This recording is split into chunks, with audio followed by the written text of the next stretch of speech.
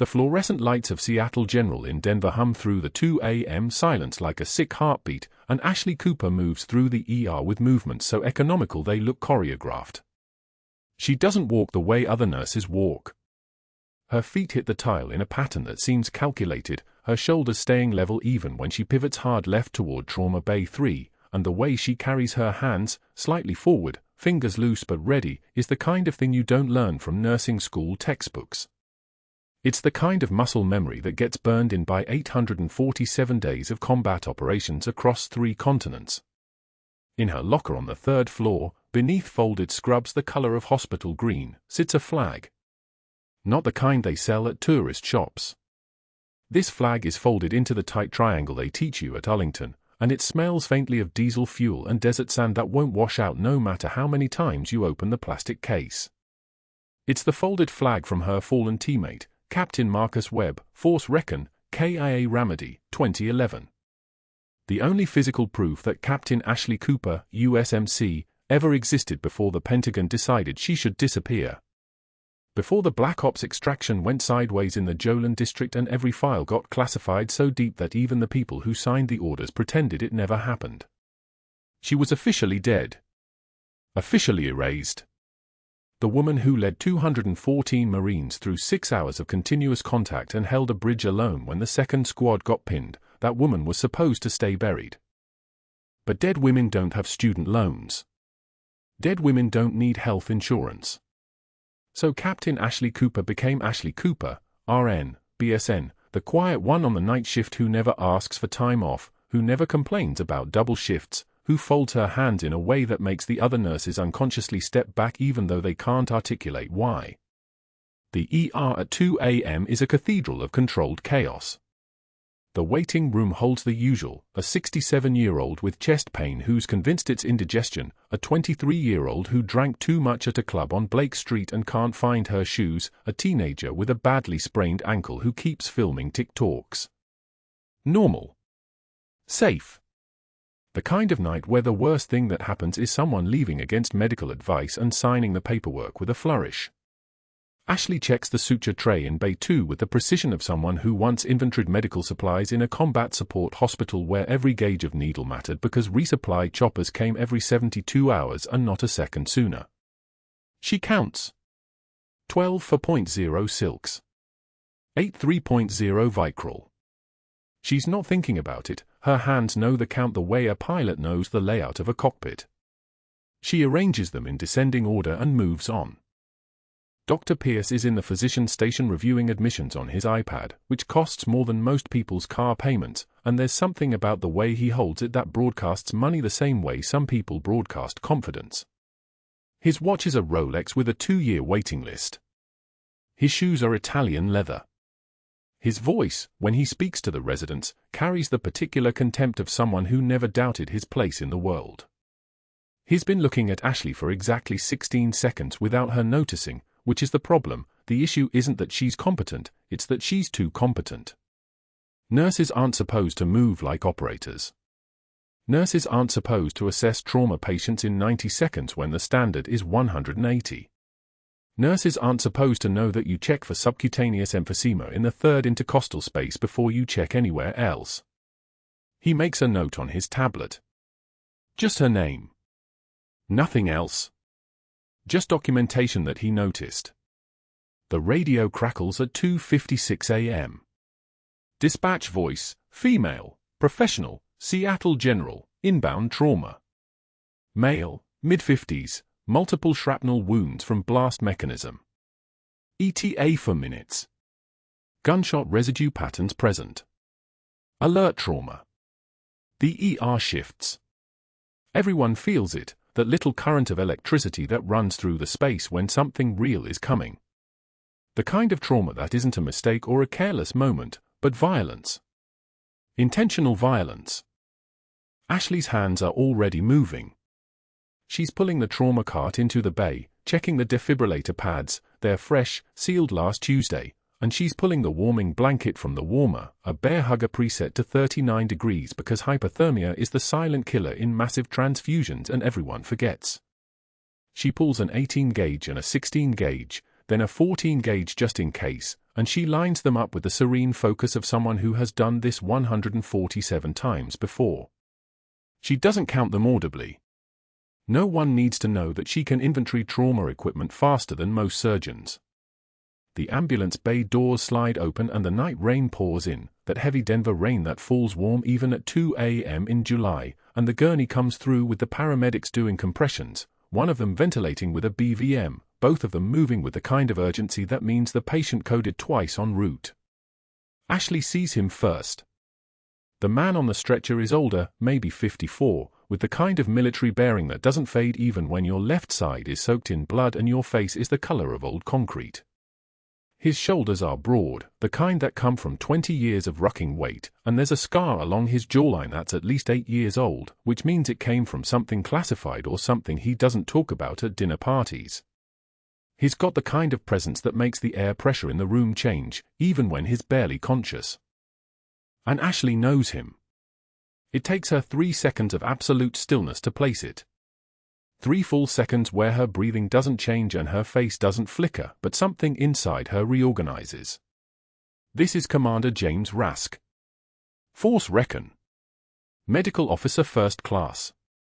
The man who took her spot in the rotation after she got pulled from active duty. The medic who replaced her when the Ramadi operation was officially determined to have never happened. She doesn't show it. She doesn't show anything at all. She just moves. Be positive, she asks, and her voice is completely level, which is the only tell because her voice is usually even softer than this. Be negative on file, one of the paramedics says. Already called the blood bank. 2 units here, Ashley confirms, and she's already prepping his arm, her hands moving like a woman who has started fours in the dark with nothing but moonlight and muscle memory guiding her. The needle goes in clean. The line runs. The fluid begins. She doesn't hesitate, doesn't second-guess herself, doesn't ask for verification from anyone else. Dr. Pierce appears at the bay entrance. He watches Ashley work. He watches the way she's already calling out vitals before the monitors finish reading them. He watches the way she doesn't wait for his orders to start 2 separate large bore lines, the way she's already requesting the CT scanner be prepped, the way she's assessing, actually assessing, not just looking, at the shrapnel wound patterns with the kind of clinical detachment that suggests she's seen exactly this kind of blast mechanism before, which is impossible, because she's a night shift nurse at a hospital in Denver and nothing in her record says anything different. Get him to CT, Pierce says, and he says it in the voice of someone who is used to his orders being followed immediately, which they are, but there's something else in his expression now. Something that looks like a question. Ashley helps transfer Rask to the CT table. She steadies his arm with her left hand while the tech positions the scanner, and she moves with such practiced efficiency that she's already 8 steps ahead of everyone else, already knowing that shrapnel at blast mechanism typically indicates primary and secondary injuries, already knowing that the pressure wave from an IED creates internal injuries that won't show on external examination, already knowing that a commander would have the kind of pain tolerance that makes him downplay his symptoms. When she moves past Dr. Pierce in the corridor, she doesn't meet his eyes. She keeps her gaze fixed forward and her shoulders slightly rounded, the posture of someone who doesn't take up space and doesn't expect to be noticed. She's the invisible one. The one who stays late without complaining. The one who knows where everything is without needing to ask.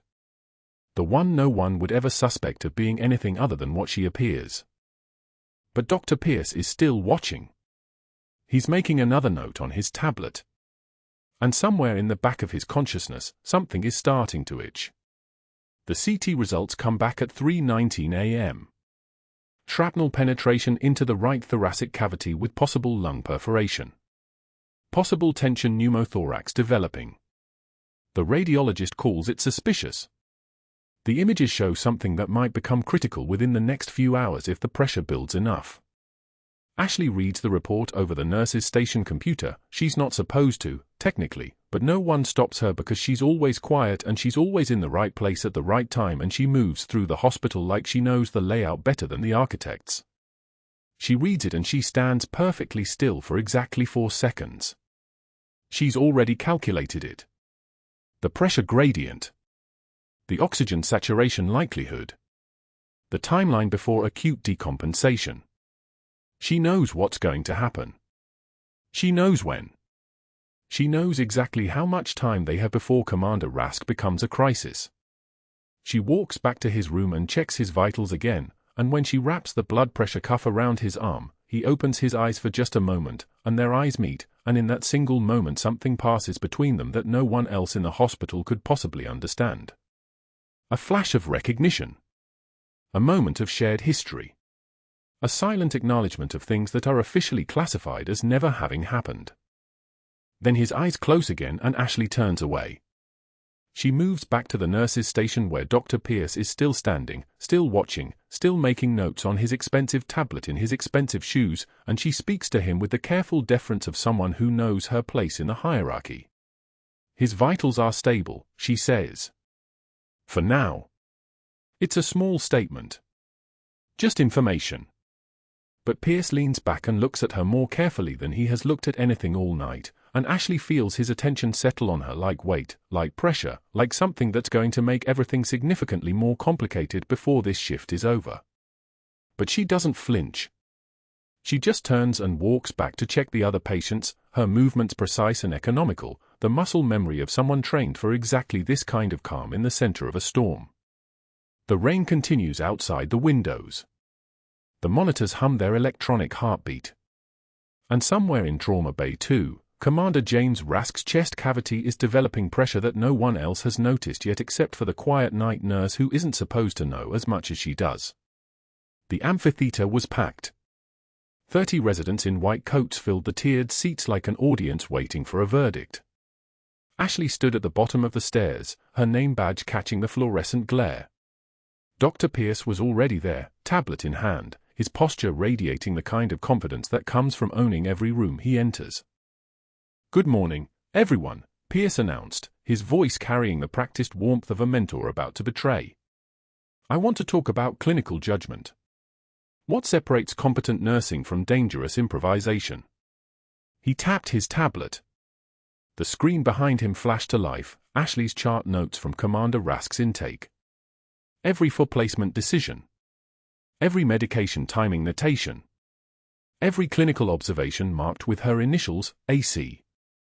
The red laser pointer came out. A dot appeared on her handwriting, circling the peripheral line placement in the left antecubital fossa.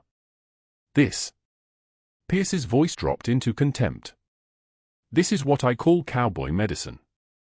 Nurse Cooper here decided that protocol didn't apply to her case.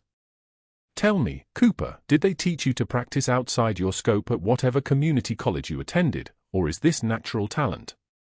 Laughter rippled through the amphitheater. Nervous laughter. The kind that comes when authority has decided someone else is fair game. Ashley's hands hung at her sides. Her face was a mask. Not angry. Not embarrassed. Empty. The way a soldier looks when taking fire, present, observant, untouched by the noise. Her jaw was set. Her eyes tracked Pierce with the focus of someone cataloging details for a report that mattered. He continued. The pointer danced across her notes like a weapon. She questioned my medication timing here. Here. And here. A registered nurse, questioning a physician's orders. In writing. In the patient's chart. His smile widened. Do you all see what happens when protocol collapses? When nurses decide they're doctors. The residents wrote notes. Pierce was good at this, the performance. The way he could make competence look like arrogance. The way he could turn clinical experience into insubordination with just the right inflection. Nurse Cooper, you can go now, Pierce said, dismissing her with a wave like she was staff, not a person. Thank you for the teaching case. She walked out without nodding. The doors hissed shut behind her. In the hallway, her hand shook, not from embarrassment. From the effort of restraint. From the fury of a captain who'd led Marines through Ramadi being called Coop by a man who'd never seen combat beyond his own hospital politics. She made it to the break room. Sat down. Stared at her cooling coffee for 12 minutes until she needed water. The vending machine was in the east corridor, past the medication dispensary, near the supply closet where they kept the blankets. Ashley was fishing coins from her pocket when Dr. Pierce appeared, coming from the direction of the administrative wing. He wasn't walking casually. He was stalking. "You know what you are, Coop." His voice was low. Calculated. His body blocked her path to the machine, though not aggressively, just positioned to make her acknowledge his presence. "You're a liability. Every shift you work, I wonder what rule you'll break next. What patient you'll hurt with your hunches." He didn't wait for a response. He was already counting on his fingers. Unauthorized medication suggestions. 3 documented cases. Charting that questions physician decisions, that's undermining medical authority. And procedures completed without direct supervision. His voice ticked off each item like evidence. "You're not a doctor playing nurse, Cooper. You're a nurse playing doctor." The fluorescent lights buzzed overhead. Somewhere down the corridor, a monitor beeped its rhythm. A siren wailed outside, 3 blocks away, getting closer. Ashley listened. Her eyes didn't blink. Her breathing didn't change. She looked at Pierce the way you'd look at a problem you'd already solved 3 moves ago but hadn't told anyone. When he finished, she waited. 2 seconds. The silence was like a door closing. "You bill Medicare for consults you never perform." Her voice wasn't loud. It was low. Flat like a map. "And you think I'm the problem here?" Pierce's face went white. Not red. Not flushed with anger. White. The color of someone whose world just shifted. She'd seen that phantom charge list. The ghost patients. The kickback arrangement with the imaging center. The radiology director's brother-in-law was Pierce's medical school roommate, and the referral flow was bidirectional and lucrative. $500,000 a year, maybe more. Ashley had noticed because noticing was what she'd been trained to do. Combat medicine teaches you to see what others miss. Bad vitals. Bad intentions. Bad blood flow. Bad billing practices. "I don't know what you're talking about," Pierce said, but his voice had changed. The authority was gone. What remained was fear. "Neither do I." Ashley turned to the vending machine. She didn't insert coins. She just opened it, the door swung wide, revealing nothing she wanted. She closed it. "I'm on pediatrics now, according to the system." "Congratulations. You've got what you wanted." She walked past him. Her shoulder didn't brush his. Her head didn't turn. She moved like someone walking through rain that didn't dare touch her. Pierce didn't follow. He stood in front of the vending machine for 4 minutes, breathing like he'd run a floor. Then he walked the opposite direction, toward his office. His phone was already in his hand, his fingers moving before she reached the corner. In the break room, Ashley sat down again. The coffee was cold now. She drank it anyway. Through the window, she could see the parking lot. The city beyond. Mountains in the distance that reminded her of Ramadi, though not in any way she could explain to someone who'd never been there. The dust was different. The weight of the sky was different. But the feeling of being inside something larger than yourself that wanted you dead, that part was the same. At 2:15 p.m., she checked the nursing schedule on her phone. The system showed her reassigned to pediatrics overflow, 3rd floor. She'd worked that unit once. The acuity was lower. The work was simpler. It was where you went if you weren't trusted with complex cases. At 2:48 p.m., she tried to access Rask's updated labs through the physician portal. Access denied. The screen was polite but absolute. She walked to the nursing director's office on the 4th floor. The door was closed. Through the frosted glass, she could see 2 silhouettes. One standing. One sitting. The standing one was Pierce. His hands were moving. Gesturing. Emphasizing points. Ashley didn't knock. She returned to her assignment. Pediatrics. 3 children with mild dehydration, 2 with viral infections, 1 with a fever that needed observation but nothing more. She worked with mechanical precision. Her hands moved on their own, checking lines, adjusting fluids, noting vitals. Her mind was elsewhere. She had access to paper charts. Older systems. Places where information still lived in folders instead of screens. She memorized Rask's room number from the board visible at the nursing station. For West. Trauma Follow-Up Unit. She'd pass it on her way to anywhere, and if she slowed her stride, she could see the monitors through the open door. At 8:45 p.m., during her pediatrics shift, she glanced at the vital signs display on her phone, the public board that showed unit summaries without patient names. A patient in 4 West had dropped O2 saturation by 2 points. No alarm yet. Just a notation. Numbers drifting the way they do when something small is starting to go wrong. At 8:52 p.m., the O2 sat on that same patient dropped 3 more points. The numbers were moving sideways now. Descending. The kind of descent that felt slow until it felt urgent. Ashley knew what tension pneumothorax looked like. She'd seen it in Ramadi. Seen a Marine develop it after shrapnel created a one-way valve in his pleural space. Seen the pressure build. Seen the symptoms develop slow enough to miss if you weren't trained to see them. Seen what happened if you waited too long to decompress. She was still in pediatrics. Still on the other side of the hospital. Still officially reassigned. Still unofficial in every way that mattered except one, she still knew how to save lives, and she could still see the numbers falling. The reassignment order was already in the system by 4 p.m. Ashley saw it on the nursing station computer when she logged in for her shift, her name removed from Commander Rask's care team, replaced by a float nurse named Daniel who'd been working nights for 6 months and had a reputation for cutting corners. Dr. Pierce had been thorough. The order came from the staffing director, not Pierce himself, which meant it had the appearance of administrative routine, the kind of decision that didn't raise flags. But Ashley had spent 12 years in force recon reading operational security, and this bore all the hallmarks of tactical isolation: remove her from the target, establish deniability, prepare the next move. By 5 p.m., she found the first disciplinary complaint in her personnel file. Improper documentation.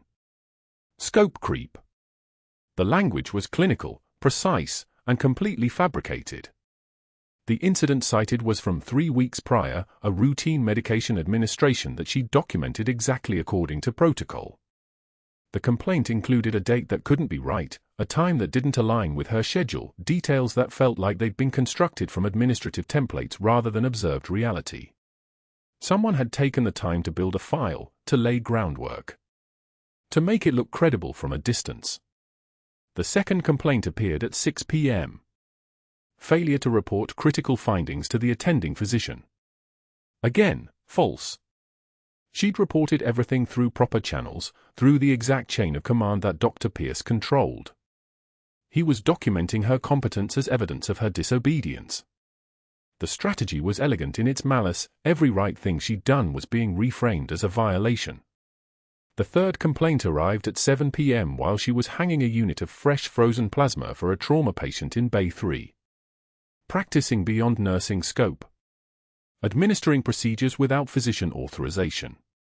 This one was pure prophecy, a complaint about something she hadn't yet done, a preemptive strike against the possibility of her saving Commander Rask's life when the next crisis arrived. Because Pierce knew another crisis was coming. The oxygen saturation numbers had started drifting again on the monitors, Rask's lung was failing, the post-operative inflammation from the IED shrapnel creating scar tissue, restricting gas exchange. She'd seen it from 3 corridors away during her pediatrics shift, caught a glimpse of the vitals display on a nursing station, and her body had registered the pattern her mind wasn't allowed to act on. The schedule changes were more brazen. Dr. Pierce had taken administrative control of the nursing rotation, something that should have required approval from the charge nurse supervisor, and simply deleted her name from the evening shifts in trauma.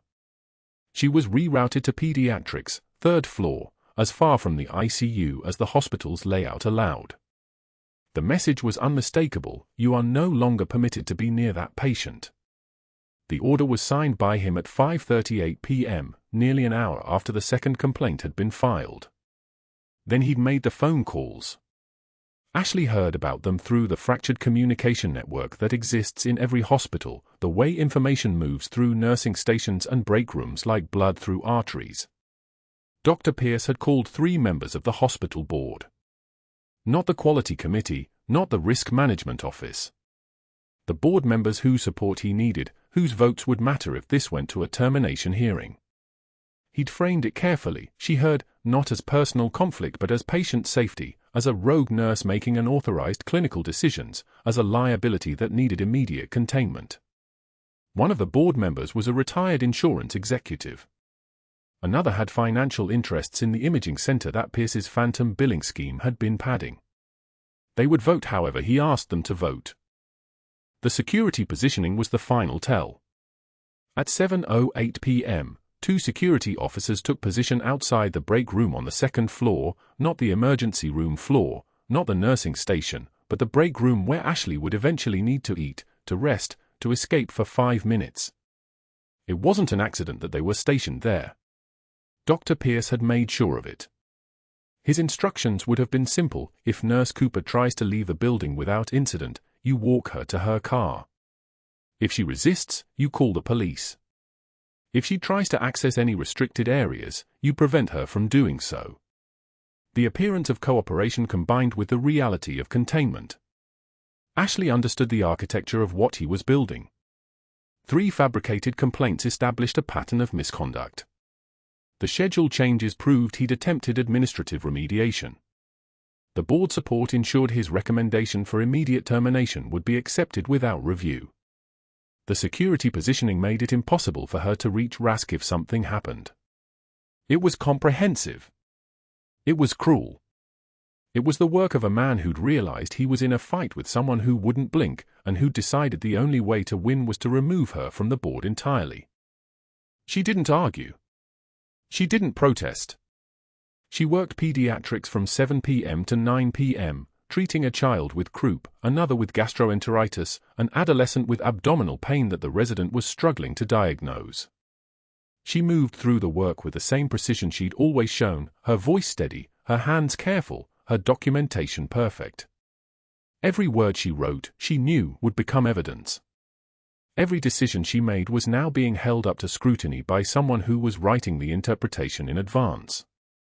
The code alarm screamed through the hospital at 9:03 p.m. Not pediatrics. Trauma. Room 247. Ashley was in the medication room when she heard it, the sudden blare of the overhead system, the automated voice announcing the location, the clinical facts that meant someone had just declined toward death. Her body moved before her conscious mind registered the decision. She was 3 floors away, moving downstairs and east, muscle memory and tactical routing overriding the logical part of her brain that understood she was walking into exactly the trap Dr. Pierce had prepared for her. The security guard stepped into her path on the 2nd floor corridor, near the stairwell that led down to trauma. He was young, maybe 26, with the kind of tired eyes that came from working hospital security instead of doing the job he'd actually wanted. He raised a hand. "Ms. Cooper, you're not assigned to that area." She didn't stop. She didn't break stride. She moved past him with a single fluid motion that used his own weight against him, a subtle sidestep that would have looked like she'd simply shifted direction, nothing aggressive enough to justify intervention, nothing that would show up on security cameras as anything other than a nurse walking quickly through a hallway. He said something else, but she was already past the stairwell doors, already moving down 2 steps at a time, her feet making almost no sound against the concrete. Room 247 was chaos in the shape of incompetence. Commander Rask was grey-lipped and gasping, his chest heaving with the desperate breathing of a man whose lungs weren't receiving oxygen. His neck veins were distended like ropes beneath his skin, his trachea visibly deviated to the left. She could see it from the doorway, a textbook presentation of tension pneumothorax, the collapsed lung pushing everything inward like a fist closing. Dr. Mills stood at the bedside with a stethoscope, his face showing the blank expression of someone trying to perform competence while actually drowning in confusion. A nurse was calling for a chest tube kit, speaking calmly into the phone, explaining that they needed rapid deployment, that the doctor was ordering immediate procedure setup. The chest tube kit would take for minutes to arrive from the supply room. Commander Rask had maybe 90 seconds before his blood pressure crashed entirely. Ashley moved without announcement. She crossed to the crash cart, her hands finding the needle she needed, a 14-gauge angiocath, the right gauge for decompression, thin enough to thread but wide enough to release the pressure that was killing him. No hesitation. No doubt. The kind of certainty that comes from having done something 100 times before, though she'd only ever done this twice, and both times in a desert where the medical school textbooks didn't apply because wounds didn't follow theory. 2 fingers. Second intercostal space, mid-clavicular line. The anatomical landmark she could navigate in her sleep. She prepped the skin with antiseptic that smelled like iodine and copper, the odor mixing with the sterile smell of the hospital, the kind of medicinal scent that meant someone was about to hurt less than they'd hurt before. The needle went in smooth as a knife through silk, angling upward the way the procedure required, and then the release, the hiss of pressurized air escaping from the space between his lung and his chest wall, the sound of life returning to normal, the visceral evidence that she'd just done exactly the right thing in exactly the right way. Rask's color changed. Pink returning to gray skin like someone turning a dial. His breathing eased from the desperate gasping to something that approximated actual respiration. The oxygen saturation monitor beeped twice, the numbers climbing, 88, 92, 95, 98, as his lungs found air again. The door slammed open. Dr. Pierce entered with the quality of a man who'd been waiting for an excuse. His eyes moved across the scene, Ashley with the needle still in her hand, the released pressure captured in the moment before anyone could rewrite what had just happened, Rask breathing normally again, the patient alive because of an action that Dr. Pierce had explicitly forbidden her from taking. His face showed nothing. His voice, when he spoke, was surgically pleasant, the voice of a man reading from a script he'd already written and simply waiting for the final scene. Nurse Cooper. Not her first name. Not a greeting. A statement of identification, spoken the way a prosecutor might identify evidence. You've just performed an unauthorized procedure. You've practiced beyond your nursing scope. And you violated a direct administrative reassignment order. Ashley turned to face him. The needle was still in her hand. The patient was breathing. Nothing else mattered except the calculus of what came next, and what came next was already predetermined by every choice Pierce had made in the previous 4 hours. He gestured to the security guard who'd somehow materialized in the doorway behind her, who was no longer blocking her path because his job had transformed from prevention to enforcement. Escort Nurse Cooper off the premises immediately. She's terminated, effective now, for gross insubordination and practicing beyond her authorized scope. Ashley set down the needle. She didn't fight. She couldn't fight, because fighting would raise the question of why she was fighting, and answering that question would require revealing things that the Pentagon had spent 3 years burying. There was a folded flag in her locker downstairs, a piece of combat fabric that had draped a casket of someone she'd trained with, someone who'd been her responsibility, someone who existed in no official capacity because the operation in Ramadi didn't exist on any record that mattered. Fighting for herself would risk that person's memory becoming collateral damage to her own exposure. The security guard took her arm with surprising gentleness. His job was enforcement, but his manner was apologetic, the body language of a man who could see what had just happened and didn't entirely agree with the direction his employment had taken. They walked through the corridor toward the elevator, and Ashley didn't resist. They rode down 2 floors in silence, the kind of silence that exists in hospitals at night, the ambient sound of fluorescent lights humming like insects, the distant beep of monitors measuring lives. The lobby was empty except for the night staff at the main desk, except for the few nurses visible through the ER windows, and they all turned to watch as the security guard walked the night shift nurse toward the exit. Nobody made eye contact.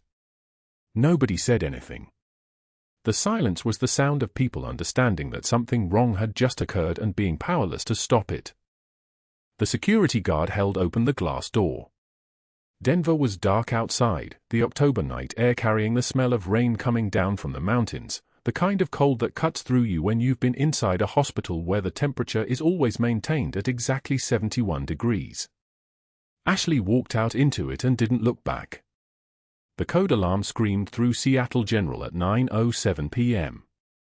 3 floors separated Ashley from the trauma bay, but her body didn't wait for permission.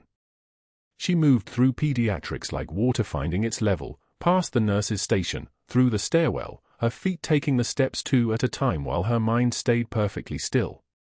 The security guard stationed near the ER entrance tried to intercept her, but she was already past him, already inside room 247 where Commander Rask lay grey-lipped and gasping, his chest heaving in the irregular rhythm of someone drowning in air. The new resident, 3rd year, competent on easy cases, completely lost on this one, was fumbling with the oxygen mask, checking vitals without understanding what they meant. Rask's BP was 78/42. His oxygen saturation was 64% and dropping. His neck veins distended like cords about to snap. The resident kept looking at the monitor as if the numbers might suddenly make sense if he stared harder. "Get me a 14-gauge angiocath," Ashley said.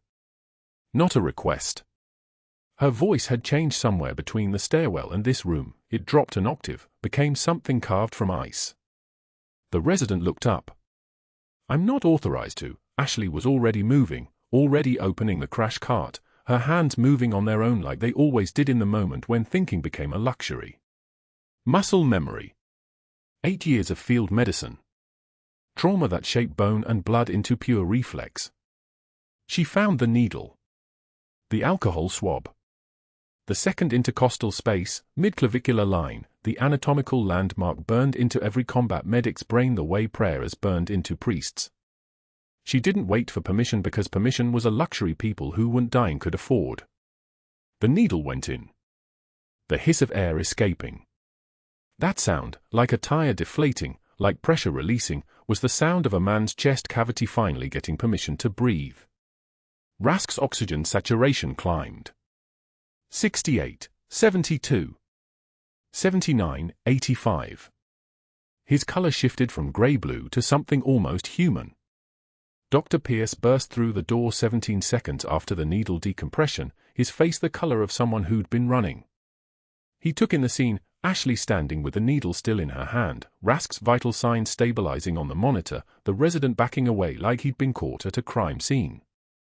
Pierce's eyes moved from the patient to Ashley to the crashed cart and back again. "What did you do?"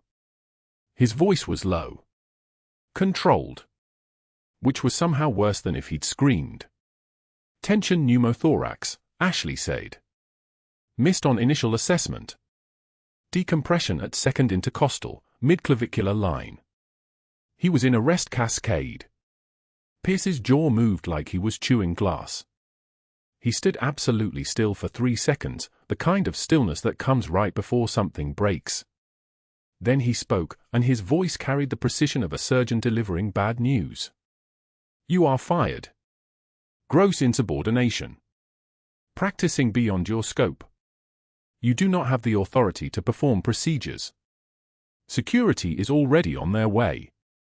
You will exit this hospital immediately, or I will have you arrested for practicing medicine without a license." Ashley set the needle down on the crash cart. She didn't argue. Arguing would require breath, and she'd used all of it keeping Commander Rask alive. The night shift watched from the nursing station as security escorted her through the ER lobby. 12 pairs of eyes tracking her movement like she was already a ghost, already erased. One of the nurses, Marcus, who'd worked nights with her for 4 years, opened his mouth like he might say something. Ashley shook her head once. He closed his mouth. The automatic doors slid open to the October darkness outside, and the cold air hit her like a physical presence, carrying the smell of rain coming down from the mountains. She didn't resist. She didn't argue. She walked ahead of the security guards with her hands visible and her spine straight because fighting would trigger protocols, would send notifications up the chain, would bring exactly the kind of attention that made the Pentagon nervous about loose ends that were supposed to stay buried. The woman in scrubs walking out of Seattle General at 9:24 p.m. wasn't a martyr or a hero or someone who'd just saved a commander's life. She was a liability. A nurse with a clean record who'd stepped outside her scope, who'd acted without authorization, who'd committed what Dr. Pierce had framed as a crime in front of witnesses. The doors sealed shut behind her. Ashley's car was 6 blocks away in the staff parking lot, but she didn't go there yet. She walked instead, letting the rain start to soak through her scrubs, letting the cold settle into her bones with the familiarity of an old wound. At 9:24 p.m., she pushed through the door of a 24-hour diner, the kind of place that existed in the spaces between normal life, where truck drivers and insomniacs and people with nowhere else to go came to sit in fluorescent light and pretend they weren't invisible. She ordered coffee she didn't want and sat in a booth that faced the window. The plastic hospital bag containing the folded flag sat beside her like a passenger. She didn't open it. She'd retrieved it from her locker during the perp walk, had held it while security marched her through the lobby, had carried it out into the night because leaving it behind would have meant leaving behind proof that she'd ever existed as anything other than a community college nurse named Ashley who worked nights and kept her head down. The coffee grew a film across the top. She stared at her reflection in the window glass, a woman in damp scrubs, hair coming loose from its bun, eyes that had seen things they couldn't unsee. Ramadi. The bridge. 40 insurgents in the smoke. The citation she never received for holding that position for 6 hours because the operation didn't exist, because Captain Ashley Cooper had been officially erased the moment the helicopter touched down and someone in the Pentagon decided that a black ops extraction in hostile territory had to disappear completely, retroactively, with all records burned and all witnesses reassigned. She thought about the woman she'd been, the one who'd led Marines through hell, who'd made decisions under fire that kept people alive. That woman didn't work night shifts. That woman didn't flinch when doctors called her incompetent. That woman didn't keep a folded flag in a locker like it was a secret shame. The waitress refilled her untouched coffee without asking. Outside, a delivery truck parked near the loading dock and a worker began unloading crates with mechanical efficiency. The fluorescent lights hummed their steady, maddening frequency.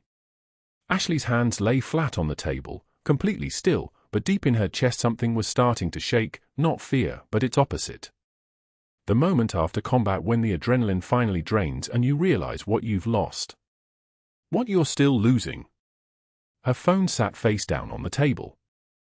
3 missed calls from unknown numbers. A 202 area code. Washington, D.C. She hadn't checked them because calling back would mean questions, would mean explaining, would mean surfacing further. She was supposed to disappear. That had been the deal. The op goes sideways, the unit gets pulled, and you vanish into civilian life where no one asks your name because your name doesn't exist. At 3:15 a.m., she left a $20 bill on the table and walked back toward Seattle General's ambulance bay.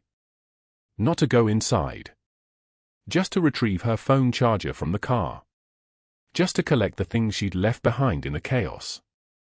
She was crossing the loading dock when the ambulance arrived, emergency transfer, federally protected, ICE agents in dark suits flanking the gurney of a man in restraints. The patient's eyes found her face in the loading dock lights. His pupils dilated. His breathing changed.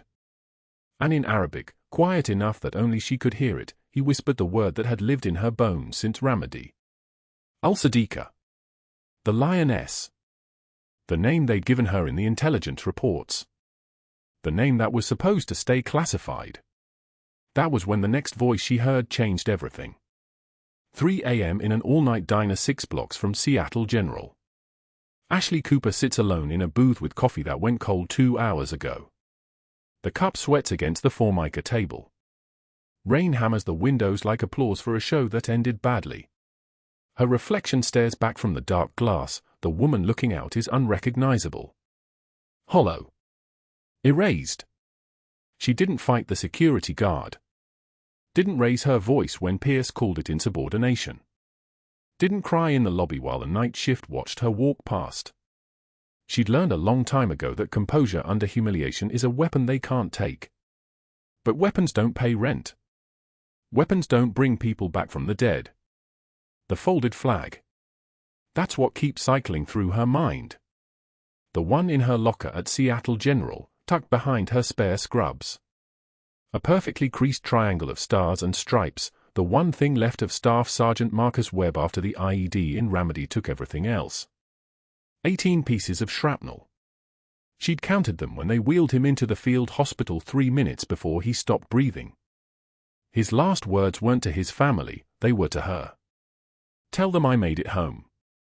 But he hadn't made it home. He'd made it to Arlington with a folded flag and a posthumous medal nobody could say his name out loud for.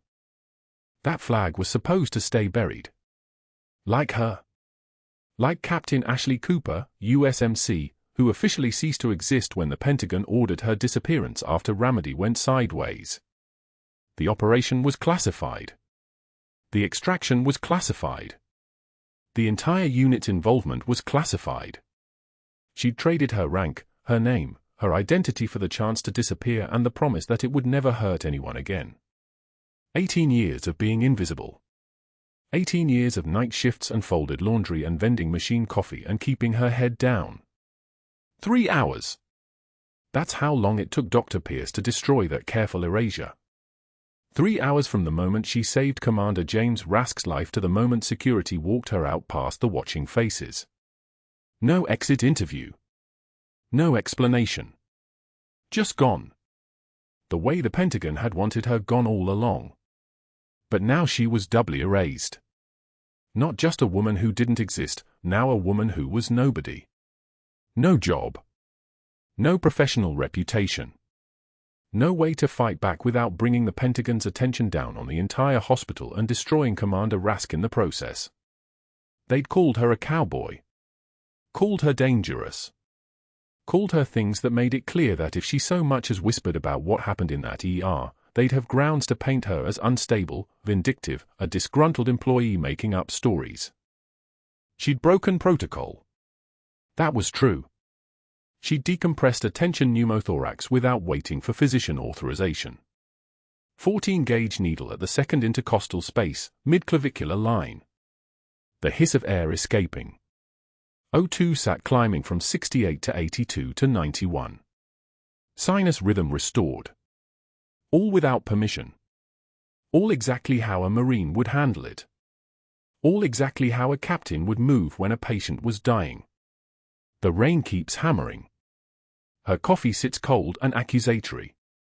Somewhere across Denver, Dr. Pierce is sleeping the sleep of men who don't understand they've already lost everything. He thinks she's finished. He thinks firing her solved the problem. He has no idea that the one thing he feared most has already arrived. The one thing buried in her locker, in her classified history, in the Pentagon's classified records, it's already surfacing. But that's not what crushes her now. What crushes her is the silence. The absolute suffocation of knowing exactly what happened and having no one to tell. Her hand saved a man's life. Her hands, which have held dying soldiers and held the line under fire and held on to sanity for 18 years by pretending she was just a nurse. Just a civilian. Just nobody. Marcus Webb's folded flag is sitting in her locker. By tomorrow morning, someone will have cleaned out her things. Someone will find it. Someone will ask questions about why a night shift nurse at Seattle General has a perfectly folded American flag with military precision in her locker. And she'll have no answer. She'll be finished. Not just unemployed. Exposed. The waitress refills her untouched cup. Doesn't ask questions. Doesn't make eye contact. The diner smells like burnt coffee and diesel exhaust from the semi-trucks idling in the lot outside. The fluorescent lights buzz overhead like something dying. Ashley wraps her hands around the warm ceramic and stares at her reflection in the dark window. The woman looking back has the kind of calm that comes from having already survived the worst, but calmness isn't power when you've got nothing left to lose. Calmness is just what you look like when you've run out of moves. She doesn't know that 3 miles away, a federal patient just woke up in a hospital room. She doesn't know that Commander Rask, fully alert now, sitting upright despite the pain, is about to ask the night shift nurse a specific question about the woman who decompressed his chest. She doesn't know that the name she whispered, Al-Sadiqa, the call sign that was supposed to stay classified forever, just activated something in the Pentagon system that hasn't been touched in 18 years. She doesn't know that at 3 a.m., while she sits alone in a diner watching dawn refuse to break, a classified phone begins to ring in a Pentagon office that doesn't officially exist. A phone with only 4 numbers programmed into it. 4 numbers that connect to 4 people. And one of those numbers just sent a message that would change everything. The message said a single word, found. She orders eggs she won't eat. The toast arrives cold. The hash browns sit in a pool of congealed grease. She doesn't touch any of it. She just stares at her reflection and thinks about the woman who led Marines through Ramadi, through neighborhoods where every window held a gun, where every corner held an IED, where every shadow held the possibility of death. That woman would never sit alone in a diner feeling erased.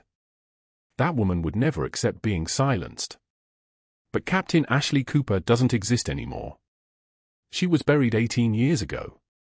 Buried by order of the Pentagon. Buried to keep people safe. Buried to keep the truth classified and the names redacted and the operations erased. She can't come back up. If she does, if she surfaces, if she claims that identity, it doesn't just end her. It ends the entire operation. It ends Commander Rask. It ends everyone who was with her in Ramadi. So she sits. And she drinks cold coffee. And she watches the rain hammer the window. And she waits for dawn. And she doesn't know that her entire calculus is about to change. She doesn't know that at 3:06 a.m., a general received a briefing that included her face. She doesn't know that at 3:14 a.m., a chopper was being prepped at a landing pad. She doesn't know that in exactly 47 minutes, everything she buried is going to come digging itself back up. The only thing she knows is the weight. The weight of being erased. The weight of being invisible. The weight of saving a life and losing everything for it. The weight of that folded flag sitting in a locker, waiting to be found by someone who'll ask questions she can't answer.